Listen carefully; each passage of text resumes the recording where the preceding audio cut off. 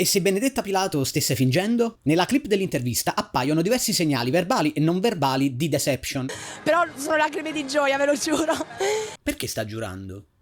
L'atto di giurare immediatamente dopo aver fatto un'affermazione, in psicologia cognitiva, può essere un tentativo di compensazione, cioè un segnale di insicurezza in ciò che si sta affermando. Sono troppo contenta, è stato il giorno più bello della mia vita.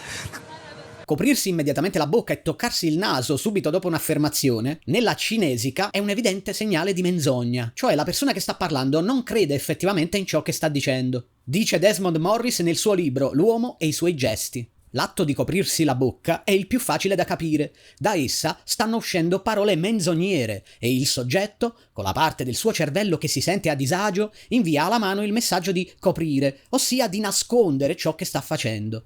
Inconsciamente il mentitore alza le mani, quasi volesse usarle come un bavaglio. Il mio scopo non è dimostrare che Benedetta Pilato stesse fingendo. Nessuno può sapere cosa prova una persona al 100%. E lo stesso Morris precisa nel suo saggio che è solo molto più probabile che le persone stiano mentendo, ma non è certo. Ciò che intendo mostrare è come sia molto più facile per tutti mostrare sentimenti di simpatia verso chi si mostra umile. Mostrare umiltà è la migliore tecnica di manipolazione dell'opinione degli altri, per ottenere facilmente ammirazione e riconoscimento. Tutti proviamo ammirazione per il grande campione che si mostra umile, ma cosa provate invece per il campione che ostenta e dice «Io sono il più forte»? Il risultato non cambia, è sempre un campione, tutti ne sono consapevoli, ma per uno proviamo simpatia, per l'altro invece? Non tanto, vero? L'apprezzamento verso l'umiltà di Benedetta Pilato è stata unanime e senza alcuna obiezione. Per gli stessi motivi, Elisa Di Francisca, che nella sua comunicazione non verbale mostrava segni di sincera sorpresa verso le parole di Pilato,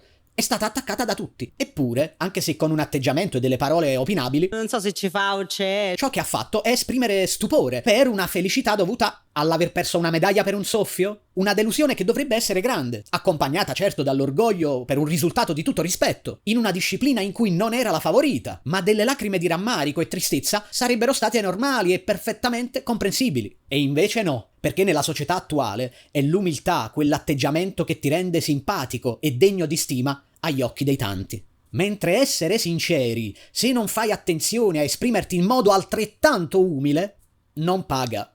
E questa, se volete, è anche una piccola lezione di comunicazione.